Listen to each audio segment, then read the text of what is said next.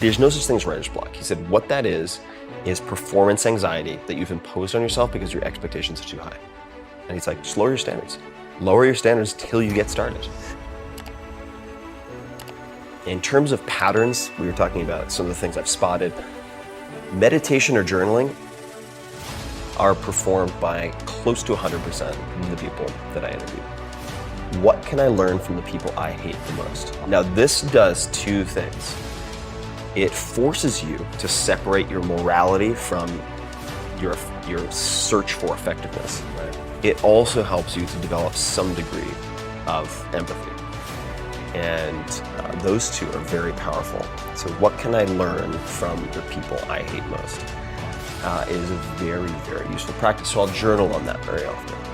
Are you being busy or are you being productive?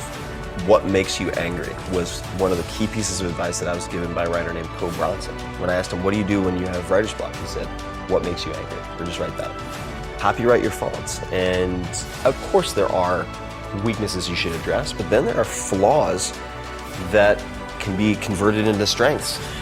So I think that's another way to catalyze creativity or just creating anything, is to realize that some of your biggest flaws may in fact be assets. This is Derek's recommendation to his younger self and really to any 20 or 30 something, but it applies to everybody, which is, in effect, you can do almost everything you want in life, but you can't do it at the same time. And if you can just dedicate yourself to one thing for even a year, and then the next thing for a year, you can do those 10 things. He said, when I start to get really stressed out, I just stop. Because I realize 95% is enough for getting almost all of the results that I want and making it sustainable. The impact that I want to have on the world right now would be creating a benevolent army of super learners who test the impossibles. Are you hunting antelope or are you hunting field mice?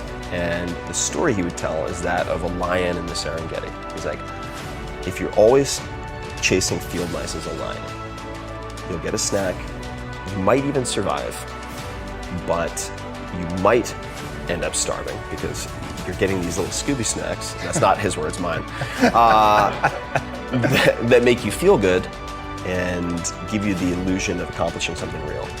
And for me, that's translated into, are you being busy or are you being productive? Yes. So copyright your faults. This is from Dan Carlin. But copywriting your faults. Dan was a radio guy before he was a podcast guy. And he was constantly getting criticized because he would go into the red. He would shout and he was really loud and he'd go up and he'd peak and drive all the audio people crazy. And then he'd get really low and whisper and they're just like, dude, come on, you're killing me here. Making my job really hard. And his supervisors at the time, they're like, look, kid, what people want is this like deep, dignified baritone voice for the radio. I don't have a voice for radio, so I can't do it. Later on, he had such a distinctive voice that people started complimenting him. And he's like, okay.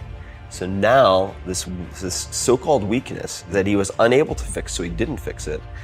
Not only that, but he avoided fixing it by having the intro guys. The guys would be like, please welcome, or please enjoy, blah, blah, blah, Dan Carlin. And he'd say, he shouts, he whispers, or something like that. He had the intro guy do a caveat so that he didn't have to change his personal style, which later then became this huge asset.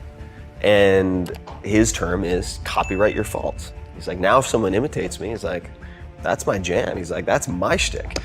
And so that could be a question you ask, right? How might some of my biggest weaknesses be strengths or assets? I think that's a very useful question to journal on, and which I tend to do just about every morning, is freehand journaling in what are called morning pages. But talking about creativity, morning pages we should talk about. Julia Cameron describes them as spiritual windshield wipers. And the way I would translate that is, when you do morning pages, and you might just be complaining, like your lesser self, your worst self coming out on pages, just bitching and moaning, is you get that out of your system for the day. So you don't have it ricocheting around your head like a stray bullet. for the rest of your waking hours, interrupting everything else. You just trap it, you freeze it on paper. And that practice has been tremendously liberating. Not only from a well-being standpoint, but from just freeing up my CPU so that I can focus on things that are more important. Because if I have all that, like, God, that guy and the dad and the dad, like I should have said bye, like all that bouncing around all day, it's like you have antivirus software just slowing down your, why is this so slow? It's like, yeah, because you're thinking about these stupid grudges that you're holding against people for trivial bullshit. Like, who cares if the guy at Starbucks bought the last thing of cashews, you idiot? Like, Ferris. Deeply troubled. Yeah, like Ferris pulled together. So if I get it on paper though, I'm like, okay, I've dealt with that. Now in the book you encourage people to bounce around. What's one thing that you hope nobody skips?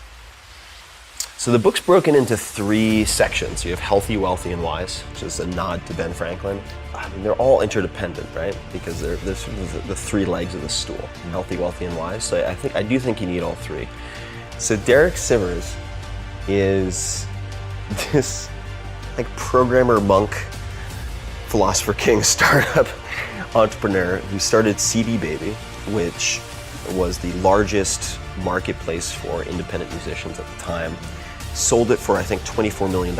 But he and Seth Godin, I think, are 2 examples of people who are very good at genuinely, in real life, following contrarian rules that work exceptionally well. So Derek has a couple of one-liners that I think are really fantastic. So I'll give you a few.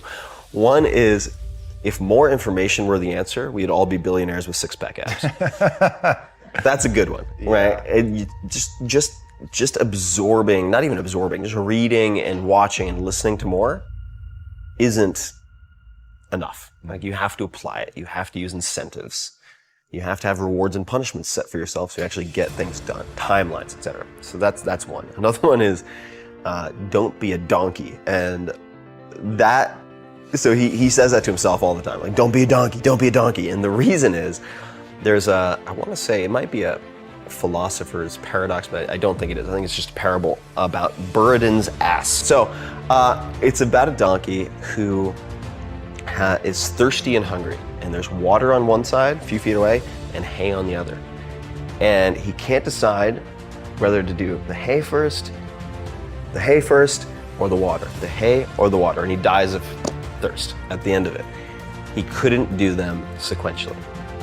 So this is Derek's recommendation to his younger self, and really to any 20 or 30 something, but it applies to everybody, which is, in effect, you can do almost everything you want in life, but you can't do it at the same time. And if you can just dedicate yourself to one thing for even a year, and then the next thing for a year, you can do those 10 things.